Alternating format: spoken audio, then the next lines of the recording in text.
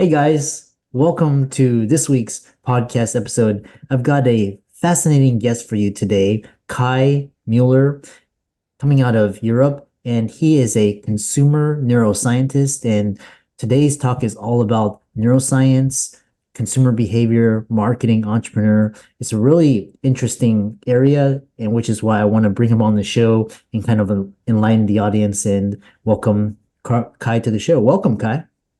Thank you, Christopher. I'm Yeah. very happy to be here. Yeah, you've got an interesting background because you spent time at the NIH, you studied neuroscience, you've done startup consulting, and now you're in academia. Talk about your journey, and I'm really excited about the conversation. Yeah, I started out in Germany, actually, at the University of Tübingen. I thought about becoming a child psychotherapist or something like that my first semesters in psychology, but very soon I recognized I want to do brain research. And that has been staying with me ever since doing neuroscience. And After my master's degrees in psychology and in neuroscience, I had the chance to go for 4 years to the NIH in Bethesda, Maryland, Greater Washington, D.C. Back in the days under George Bush. I spent basically 4 years at the U.S. government, yes, doing basic brain research. I investigated how the brain creates colors and faces and shapes and things like that. And studied a lot in the visual system, doing various brain scans and psychological and psychophysical experiments. Yeah, and then I came back to Germany.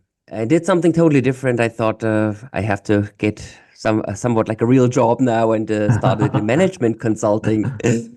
It started with the world's leading pricing management consultancy, Simon Kucher and Partners. And it was fun. And I learned business for 2 years. It was great. I still have friends there. Good company.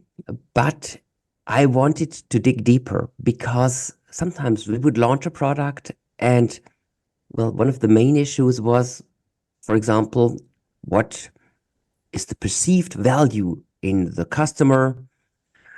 That could be the physician, or that could be a payer for B2B, or that could be a consumer. We would ask, how much are you willing to pay? And then you would get an answer where you actually knew that it's possibly not the right answer, because, if you really want to have a product and you're part of the right target group, you may give me any kind of answer, but probably it's rather a low answer. You are not revealing how much you're really willing to pay for a product. Yeah. And then I founded a startup where I used neuroscience and psychological methods to understand the true willingness to pay for products. And yes, I ran that startup. It was an startup based out of the University of Tübingen initially, and later as a standalone company. And yeah, it was an amazing roller coaster journey, as any startup is, I guess. And in the end, I sold the technology to a fabulous partner, a long-standing fabulous partner, another neuromarketing consumer neuroscience research company in Amsterdam called Neurensics.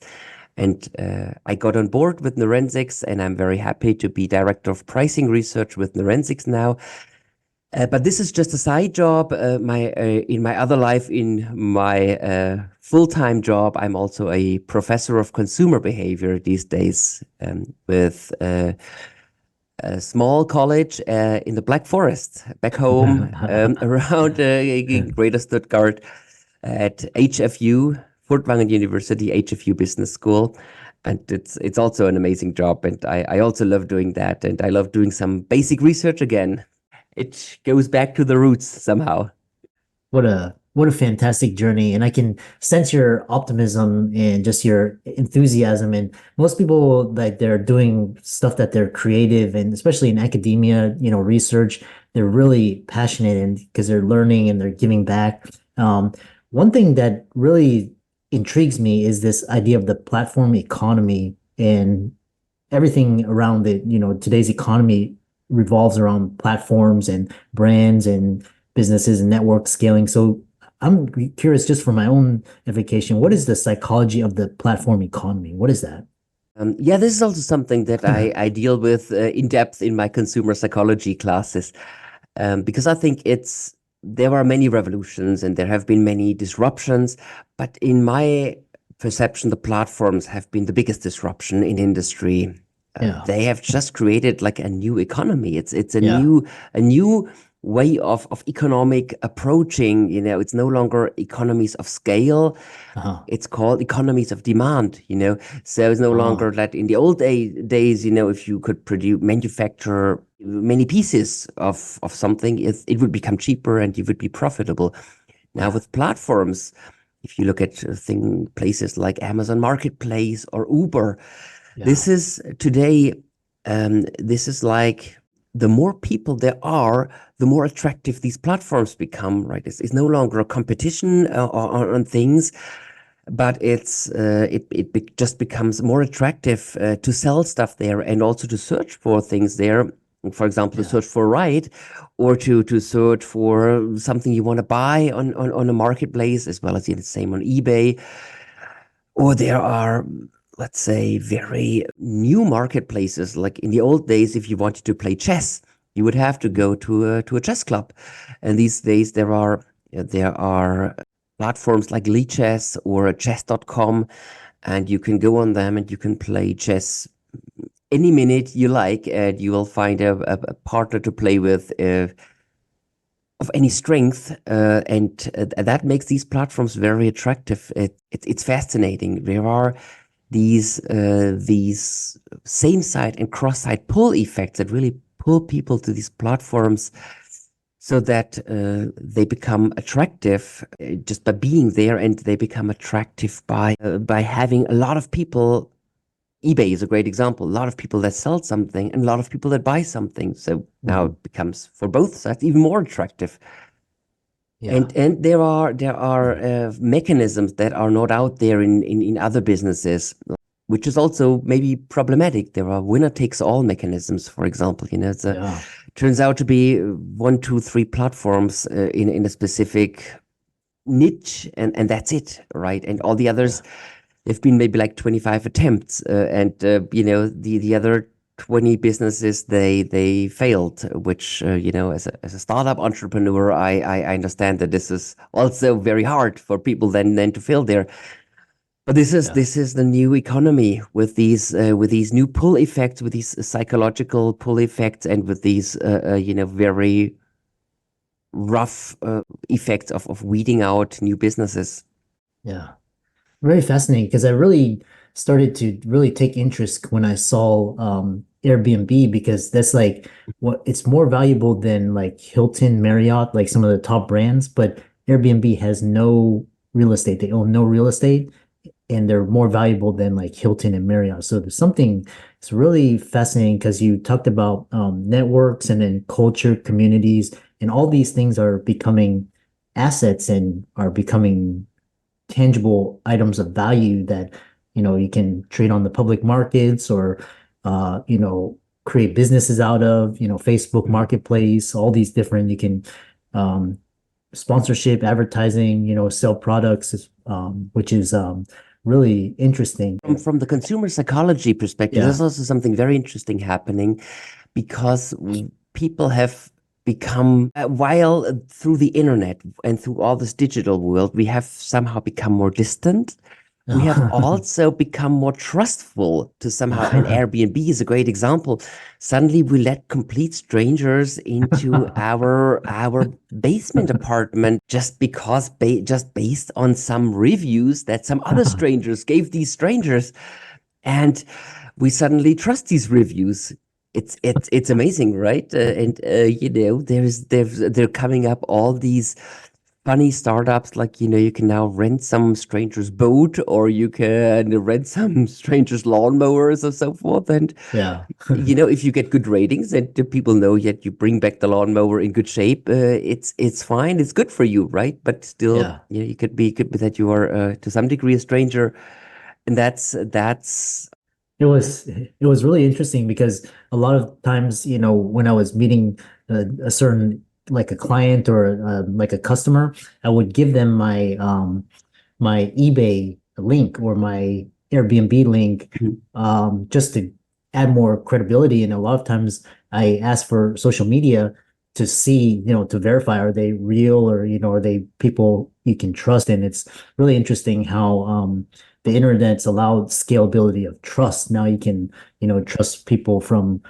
across the world, and you don't even have to meet them in person. Which kind of brings me to this idea, because I'm really fascinated with the public markets, and especially with just kind of a lot of boom bust cycles and speculation mania. How does psychology of this platform economy play out in the public markets, especially with like for example, like AI now starting to get really hot, and people are just pouring in money, and it's I'm starting to see the signs of early or bubbles. So talk about that. Sorry, I just lost my voice, but I'm back. The entire AI thing also is also something somehow a danger for this entire trust industry, because Yeah. it can create bots, it can create fake profile reviews. Yeah, there's a lot of things that now I think it's like that. There's always waves of new innovations. And in the beginning, for example, Wikipedia was a very untrustworthy source. There's now so many people working on it. Fake profiles have been weeded out. It became better and better. In the early days, same thing with YouTube. Yeah. YouTube, it was very low quality. The initial videos are very, very low quality. But yeah, it's over time, there are quality mechanisms, and sorry. Yeah, these quality mechanisms, they kick in. Yeah, so these quality mechanisms, they kick in at some point. And I'm confident that at some point with AI and with our novel way of approaching technologies, we will also find ways to take care of the quality issues that are there now. There'll be new ways of validating people, and in the initial wave, it's always a bit of a Wild West world. It goes back to working regularly. Yeah, I love that. How can people find out more about you? I know you do a lot of consulting, and you teach as well, speaking. How can people find out more about you and follow you on social media? Yeah, absolutely. Well, I'm very active on LinkedIn. So follow me on LinkedIn for sure. I've also written a book recently with a co-author called Gabriel Reebok, and the book is called The Invisible Game: The Secrets and the Science of Winning Minds and Winning Deals. And that is a book about how we can apply consumer psychology to the B2B sale, to the professional sale. And you told me your audience consists of people like lawyers, doctors, maybe owners of advertising agencies.